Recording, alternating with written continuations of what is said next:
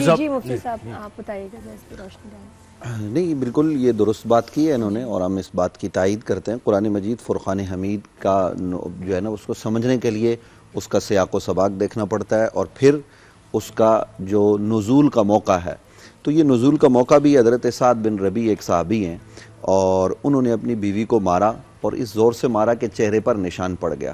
تو یہ معاملات تربیت کے لیے ہوتے ہیں۔ وہ بارگاہ رسالت مآب صلی اللہ علیہ وسلم میں اپنے والد کے ساتھ آ گئی اور شکایت کی، تو اس موقع پر یہ آیہ مبارکہ جو ہے وہ نازل ہوئی ہے کہ یہ جو مارنا ہے نا، اس کو یہ بھی سمجھنا ہے کہ ایک ضرب مارنا۔ اب یہ نہیں ہے کہ آدمی جو ہے نا وہ بیوی کو مارنا ہی شروع کر دے اور جان سے مار دے، جیسا کہ ہمارے معاشرے میں بعض جگہوں پر ہوتا ہے۔ لیکن اس سے پہلے کی کیا چیزیں ہیں کہ عورت نے کیا کرنا ہے، مرد کی کیا ذمہ داریاں ہیں، یہ آخری جو ہے وہ مرحلہ ہے، جیسے حضرت نے کہا طلاق سے پہلے پہلے۔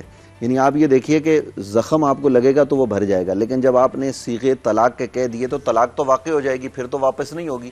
پھر لوگ ڈھونڈتے پھرتے ہیں کہ کوئی ایسا مولوی مل جائے جس سے جو ہے نا وہ طلاق واپس ہو جائے، معاملات ہو جائیں۔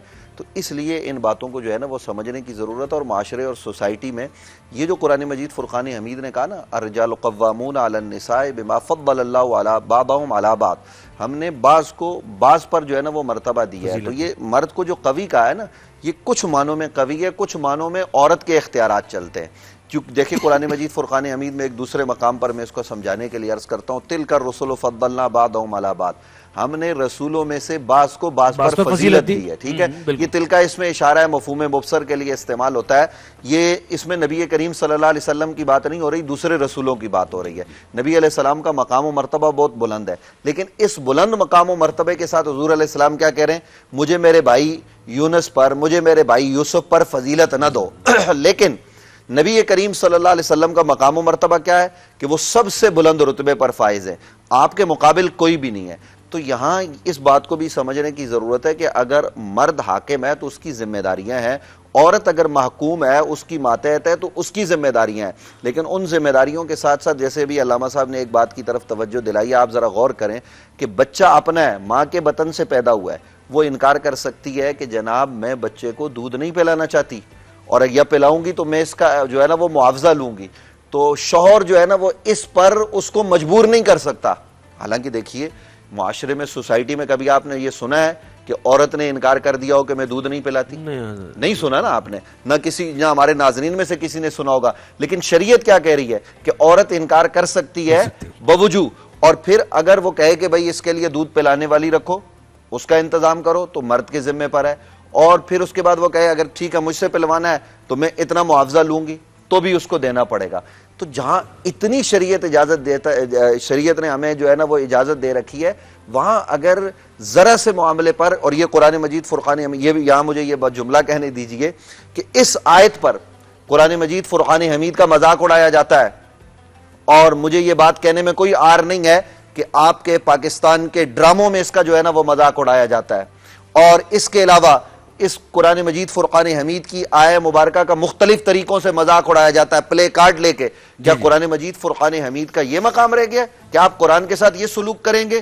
اس لیے آج چونکہ یوم تحفظ ناموس رسالت بھی ہے اور یوم تحفظ حقوق قرآن بھی منایا جا رہا ہے ہمارے ملک میں، تو ہمیں یہ بھی پیغام دینا ہے کہ قرآن مجید فرقان حمید کا ہر حرف، قرآن مجید فرقان حمید کی ہر آیت نافذ العمل ہے، قابل عمل ہے۔ ہاں منسوخ کا معاملہ الگ ہے، لیکن قرآن مجید فرقان حمید کے حوالے سے، اور یہ آیت منسوخ نہیں ہے، یہ محکم ہے، تو اس پر مکمل جو ہے نا وہ عمل ہوگا، اور یہ جو مذاق اڑانا ہے یہ نہیں کرنا، اور مارنے کا جو ہے نا وہ یہ آخری درجہ ہے طلاق سے پہلے۔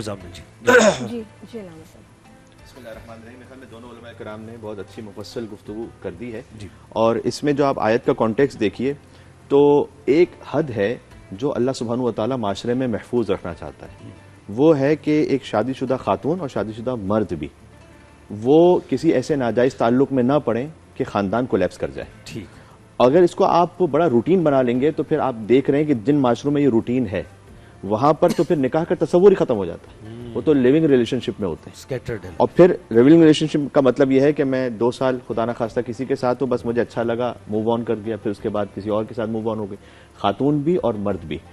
اور کتنے ہی تقریباً آپ ان کے اپنے اسٹیٹسٹکس سے دیکھیں، اسلام کو چھوڑ دیں ایک مرتبہ، ایک لمحے کے لیے، ان کے اپنے آپ شماریات کے اعتبار سے دیکھیں تو کتنے بچے ایسے ہیں کہ جو ان کے اپنے معیار سے شادی سے نہیں آئے ہوئے, نکاح سے نہیں آئے ہوئے, تقریباً 90% سے اوپر ہے. بالکل. تو اسلام یہ نہیں چاہتا. اگر یہ صورتحال چل پڑے نا تو ایک دفعہ جب آپ فیملی نظام کو کولیپس کر دیں پورا معاشرہ گر جائے گا, کہیں پہ کوئی اخلاقیت باقی نہیں رہتی. اسی سے پھر آگے بڑھتا ہے وہ معاملہ کہ پھر کیا شادی کے لیے مرد اور عورت کی بھی ضرورت ہے یا پھر کوئی اور نظام بھی ہو سکتا ہے.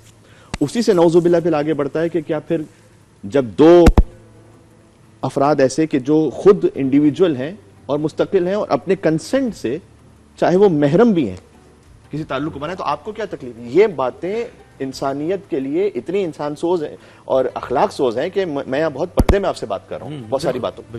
تو کچھ ایسی حدیں اللہ سبحانہ وتعالیٰ نے رکھی کہ نہیں یہ ریڈ لائن کراس نہیں ہو سکتی. اس میں سے ایک ہی ہے. اب آپ آیت کو دیکھیے, جب بہت اچھی گفتگو ہوئی کہ جس میں الرجال قوامون علی النساء, مرد کی ولایت ہے, اور اللہ سبحانہ وتعالیٰ نے اس لیے رکھی ہے کہ دیکھیں گھر میں کہیں نہ کہیں کسی ایک کی ولایت ہونا ضروری ہے. اس ولایت کا مطلب رسپانسبلٹی ہے, اس کا مطلب ڈکٹیٹرشپ نہیں. رسپانسبلٹی آپ کی یہ ہے کہ آپ اس کے بریڈ اینڈ بٹر کو پورا کریں گے. جب نان نفقہ آپ پر واجب ہے, چاہے وہ جیسے کہ علامہ صاحب نے کہا کہ وہ اپنے طور پر خود کنٹریبیوٹ کر لے والنٹیرلی, لیکن واجب ہے مرد پر کہ وہ اس کو پورا کرے. کتنے لوگ ہیں ایسے مرد کے جو اس کو پورا نہیں کرتے, اور اس کے بعد پھر اللہ سبحانہ وتعالیٰ نے خواتین کے کچھ اور پھر رعایتیں دی ہوئی ہیں کہ پھر وہ گھر سے نکلنا چاہے تو خود سے نکلے, اس لیے کہ اس کا مرد اس کا نان نفقہ پورا ہی نہیں کر رہا, اور پھر وہ جا کے خود اس کو پورا کرے. پھر فرمایا گیا کہ اس اعتبار سے مرد کی ولایت ہے, لیکن خاتون پر کوئی گھر کی ذمہ داری رکھی نہیں اللہ نے. یعنی مثلا ایک جگہ میں ایک اور چینل پہ تھا, میں نے بات کی وہاں پر, اور وہاں پر تقریباً علماء نے تائید بھی کی, گفتگو بھی ایسی ہوئی کہ ایک خاتون پر گھر کی ذمہ داری اللہ نے یوں بھی رکھی کہ گھر کا کام کاج کرنا. ثواب بہت رکھا ہے, سنت بہت ہے, مستحب بہت ہے, لیکن واجب نہیں. اس پہ نہ کرنا چاہے نہ کرے, کوئی بات نہیں, مرد اس کو مجبور نہیں کر سکتا. پھر اب یہاں تک بھی ساری ریلیکسیشنز ہیں, لیکن ایک حد ہے. وہ حد یہ ہے کہ اللہ عز و جل نے فرمایا کہ قانتات حافظات للغیب بما حفظ اللہ, کہ خاص طور پر مرد کی غیر موجودگی میں بھی اور خاص طور پر غیر موجودگی میں وہ اللہ کی اس حد کی حفاظت کریں.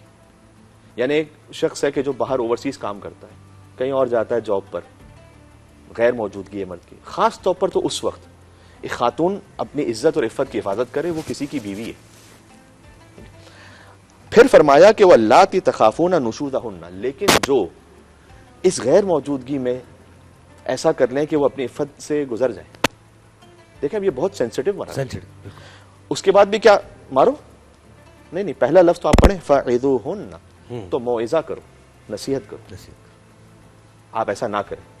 دیکھیں مجھے پتہ چلا ہے ایسا مرد بھی ہوتے ہیں, ان کے لیے بھی الگ احکامات ہیں. بھی ایک جملہ خالی میں کہہ دوں کہ اگر ایک شادی شدہ مرد نعوذ باللہ من ذالک زنا کرے اور وہ شرعی طور پر ثابت ہو جائے تو بعض حدود تو ہیں سنسار تک ہونے کی, تو اس کے اپنے معاملات ہیں.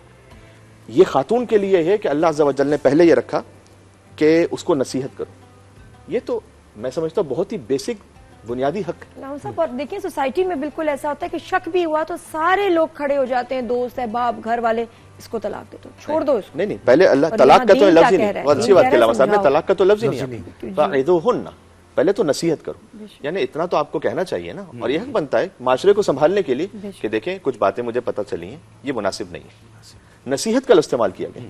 اچھا نصیحت, پھر اس کے بعد اگر وہ پھر بھی نہ مانے, پتہ چلا کہ کس طرح سے جاری ہے, پھر کیا, پھر مارو؟ نہ وَهْجُرُوهُنَّ فِي الْمَضَاجِعِ, اپنا بستر الگ کر لو, اپنا کمرہ الگ کر لو, تھوڑا سا اپنے آپ کے لیے علیحدگی گھر کے اندر ہی, ابھی بھی طلاق نہیں, گھر کے اندر ہی, کہ نہیں میں یہ صورتحال صحیح نہیں ہو رہی, میں نے آپ سے عرض کیا تھا کہ یہ ٹھیک نہیں تھا, آپ نے پھر بھی یہ کام جاری ہے. اس کے بعد بھی جب سلسلہ جاری رہے, وَاضْرِبُوهُنَّ, ہمیں اس لفظ پر بھی کوئی پیسے ہونے کی ضرورت نہیں, بالکل جو بات ہے وہ ہے کہ پھر مارو. اب جب قرآن کا لفظ ہے نا تو آپ اللہ ہی سے پوچھیں گے یا اس کی حجتوں سے پوچھیں گے کہ اس کی تشریح کیا ہے. فرمایا کہ ایسے کہ نہ لال ہو, نہ سیاہ ہو, نہ نیلا ہو. ایک جگہ کہا حدیث میں آیا مسواک کی لکڑی سے, یہ مطلب ہے اس لفظ کا. یعنی یہ آپ کی آخری جو حد ہے نا اپنے اس غصے کے اظہار کی, وہ یہ ہے بس. اگر لال ہو گیا تو دیت واجب ہے, بلکہ دیت مرد پر واجب ہے, لال ہو گیا, اس نے ایسا مار دیا اللہ اکبر. کہ اس خاتون کو لال ہو گیا, خون وون نکلنا تو دور کی بات ہے, مطلب یہ کہ اس کا گر جانا, اس کی نعوذ باللہ خدا ہڈی ٹوٹ جانا وغیرہ, یہ تو دور, ایسا مار دیا کہ لال ہو گیا, مرد پہ دیت واجب ہوئی, کہ یہ اس حد تک الاؤڈ نہیں تھا. تو یہ آپ کو اس پورے کانٹیکس میں سمجھنے کی ضرورت ہے. پھر کہا فَإِنْ أَطَعْنَكُنَّ, اس کے بعد اگر اطاعت کر لیں یعنی وہ کام چھوڑ دے, فَلَا تَبْغُوا عَلَيْهِنَّ سَبِيلًا, پھر خبردار آگے کسی اور بہانے سے اس پر تجاوز نہیں کرنا. میں کہتا ہوں اس سے زیادہ حقوق نسواں کی یعنی کوئی بہترین بات ہو نہیں سکتی تھی کہ ان تمام انفیڈیلٹیز کے باوجود بھی آخری حد میں بھی اسلام نے کہا دیکھو یہ کرو, اگر یہاں سے معاملہ ٹھیک ہو جاتا ہے سیپریشن کی طرف نہ جاؤ, خیال کرو. تو اب اگر کسی اور کو ایز این آؤٹ سائڈر پھر بھی یہ برا لگے تو ہم کہیں گے نہیں, آپ کو اپنی ذہنیت چینج کرنے کی ضرورت ہے, اس لیے کہ کچھ ایسی حدود ہیں کہ جس پر اسلام آگے وہ ریڈ لائن ہے, اس سے آگے پھر آپ نہیں بڑھ سکتے آگے, ورنہ تو پھر یہ کہ آپ نکاح کے تصور کو ختم کر دیں. جب یہاں تک بھی بات پہنچ جائے اس کے بعد بھی آپ کہیں کہ بزنس ایز یوزول ہے, کچھ بھی نہیں ہوا, تو پھر یہ کہ پھر نکاح کا انسٹیٹیوشن باقی نہیں رہ سکتا. تو اس لیے ہمیں اس بات کو اس طرح سمجھنے کی ضرورت ہے. ہاں باقی پسترین ہے وہ مرد, حدیث کا مفہوم سنا رہا ہوں, پسترین ہے وہ مرد جو اپنے کسی غصے کی وجہ سے کسی خاتون پر ہاتھ اٹھا لے, پسترین.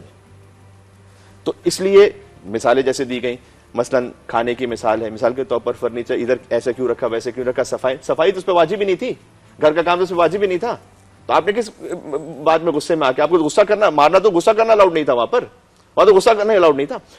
تو یہ ساری چیزیں وہ ہیں کہ جس میں ایک مرد کو اپنی اس شان کو, اپنی اس اخلاق کو باقی رکھنا چاہیے. اور گھر جو ہے نا وہ لیگل معاملات کا اکھاڑا نہیں ہے, گھر جو ہے نا وہ مورل ویلیوز کا مقام ہے.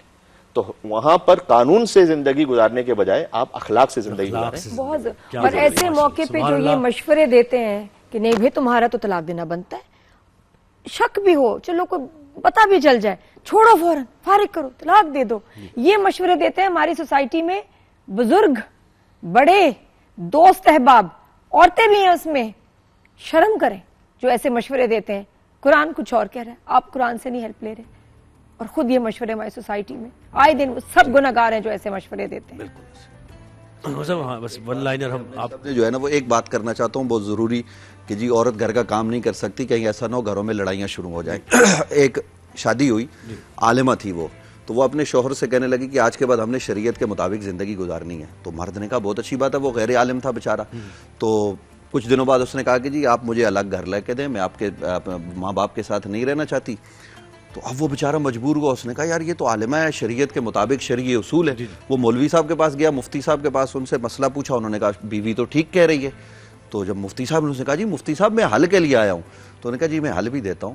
پہلے وہ اس نے کہا وہ ٹھیک ہے, لیکن شریعت نے دوسرا حل بھی دیا ہے کہ آپ جو ہے نا وہ مرد کو اجازت ہے کہ وہ شادیاں کرے 2, 3, 4. تو جب وہ گھر گیا اس نے کہا کہ جی میں تو ٹھیک ہے آپ کو گھر الگ لے کے دیتا ہوں, لیکن مجھے اب شادی کرنی ہے ایک نا. تو وہ جو خاتون تھی اس نے کہا نہیں میں